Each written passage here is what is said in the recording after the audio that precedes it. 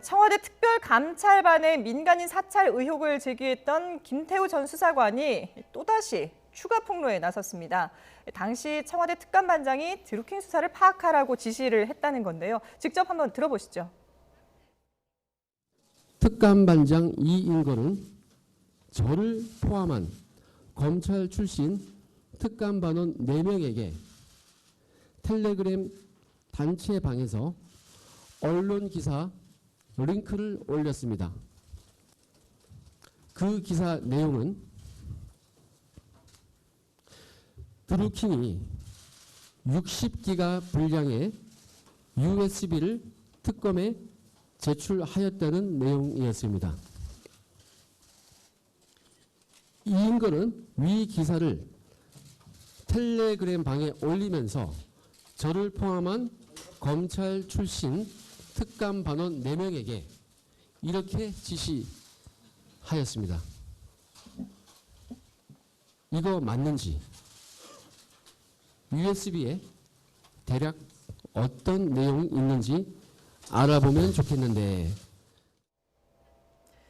네, 드루킹이 제출한 USB에 어떤 내용이 담겨져 있는지 알아보라라고 지시를 받았다라고 김태우 전 수사관이 폭로를 했습니다. 네. 왜 이런 폭로를 했을까요? 일단 그 자신이 그 경찰청에서 지인의 사건을 들여다봤다고 청와대에서 보고 있지만 네. 그것은 전혀 사실이 아니고 오히려 남의 사건을 들여다본 것은 청와대 특검이다. 이런 얘기를 지금 하려고 하는 사례를 든 것 같습니다. 네. 그래서 그 드루킹이 USB에 60GB를 무엇인가 제출했다고 하는 기사가 있는데 네.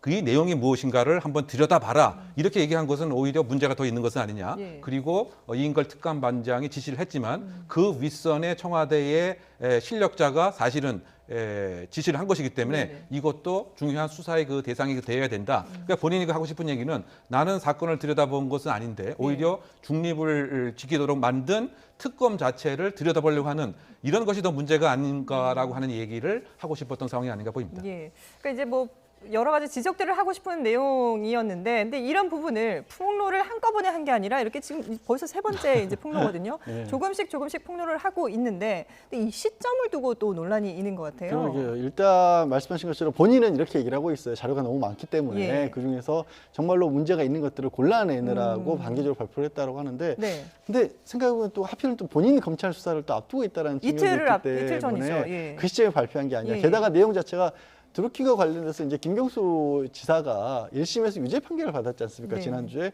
그 시점에 하필은 또 이 얘기를 들고 나온 것이 참 뭔가 의도가 있는 게 아니라는 생각을 할 수밖에 없고 네. 저게 만약에 이제 텔레그램에 있는 내용이 사실이라고 할지라도 그 알아보라는 내용이 어떤 시까지 알아볼 수 있는지를 파악을 해봐야 될 것 같아요. 네네네. 조금 전에 이제 직권남용 관련된 법리를 예. 말씀을 드리고 있었는데 특검의 수사 내용을 검찰 출신이라고 할지라도 청와대 특감반원이 더군다나 청와대와 관련된 부분을 어느 만큼 알아보라면 알아볼 수가 있을까? 그러니까 글자 그대로 불법적이라도 수사 조회까지 할 수 있는 것인지 네. 아니면 이제 저런 어떤 정보기관의 정보 쪽에 종사하는 분들은 주로 언론 쪽과도 연관을 많이 해서 기자분들과도 어느 정도 일정한 업무상 뭐 관계를 좀 맺고 있지 않습니까? 네. 그러면 거기 가서 한번 좀 물어봐라는 정도로 해석을 해야 될 예. 것인지 그러니까 동향 파악 정도인지 아니면 정말 불법적인 사찰을 지시할 것인지인데 일단 당시에 특검 같은 경우에는 그런 구조가 불가능한 상황이었다. 우리 쪽에 들어와서 뭘 찾아볼 수 있는 건 아니다라고 네. 얘기를 하고 있고 또 청와대에서는 당연히 그 언론에 가서 기자들의 내용 같은 걸로 한 10여 분 있다가 바로 또 그걸 알아보니까 이렇습니다라고 보고가 올라왔다는 것은 12분 정도 있다고 다른 사람이 네. 올렸다거든요. 그런 정도의 알아보라고 했다라면 그 여론 동향 조사인 거거든요. 그런 정도로 양쪽이 좀 왔다 갔다 하고 있는 예. 상황이죠. 그러니까 단순 여론 동향을 파악해보라고 하는 건지 아니면 정말 수사에 어떤 뭐 외압이라든지 이런 걸 행사할 목적으로 내용을 알아보라고 하는 건지 이 부분에 대해서 좀 더 이제 명확하게 살펴볼 필요가 있을 것 같은데 일단 청와대 측에서는 이번 폭로에 대해서 대응하지 않겠다 이런 입장이지 않습니까? 네, 그렇죠. 청와대 그 기본 입장은 그 김태우 수사관 자체는 그 비리 그 혐의자이고 자신의 그 안위를 지키기 위해서 자신은 가짜 사실들을 계속 이야기하고 있는 것이다. 그래서 진술에 커다란 신빙성을 두고 있지 않습니다. 네. 따라서 그 대응할 가치가 없다. 이것이 기본 그 입장인 것 같고요. 네. 그리고 특검 수사와 관련돼서 전혀 개입한 바가 없다. 이런 입장을 표명하고 있는 것 같고요. 예. 기억도 사실 잘 안 난다. 그리고 설령 그와 같은 일이 있다 손치더라도 이것은 다 알려진 기사 사실을 이렇게 함께 공유한 것에 불과하기 때문에 김태우 수사관의 이야기는 큰 틀에서 보면 일고의 가치가 없다라고 예. 하는 것이 청와대 입장이 아닌가 보입니다. 예. 거기다가 지금 뭐 김태우 전 수사관이 지목했던 이인걸 전 청와대 특검 반장도 사실무근이다 이렇게 지금 반박을 하고 있잖아요. 그렇습니다. 이제 어떻게 보면은 좀 상식적인 생각을 해보면 다른 일이 아니라 청와대와 직접적으로 관련된 부분에 있어서 불법적인 어떻게 조회 같은 걸 시도했다가 볼 수 있는 후폭풍은 오히려 더 어마어마할 수도 있는 그렇죠. 거 아니겠습니까?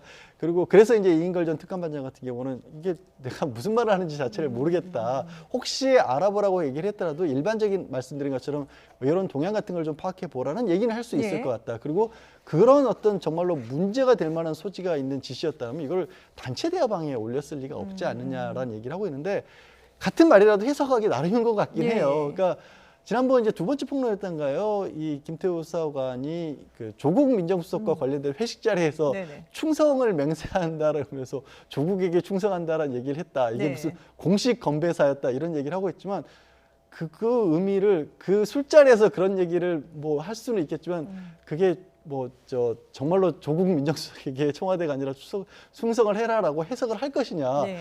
이거는 생각하기에 따라서 너무 바른 반대 방향으로 생각할 수 있는 내용인 거죠. 그렇군요. 지금 뭐 허익범 특검팀도 앞서서 말씀해 주셨지만 특검에 뭐 누가 와서 수사 자료를 보고 살펴보고 할 수 있는 상황이 아니었다라고 이제 주장을 하고 있고 이렇게 일방적인 이제 주장들이 난무하고 있는 상황인데 일단 김태우 전 수사관이 검찰 조사를 받게 되지 않습니까? 어떤 내용을 그럼 주로 들여다보게 되는 건가요? 사실 그 김태우 수사관 관련된 그 사건이 현재 그 세 곳에서 사실 뭐 진행 네네. 중에 있는 상황입니다. 서울 동부지검에 있고요. 네. 또 김태우 수사관도 자신이 그 모욕을 당했다라고 해서 그 국회의원 등을 포함해서 중앙지검에 또 고소를 했습니다. 그렇죠. 그리고 이제 아마 내일 그 조사를 받을 그 내용은 네. 청와대가 이제 그 고발한 사건입니다.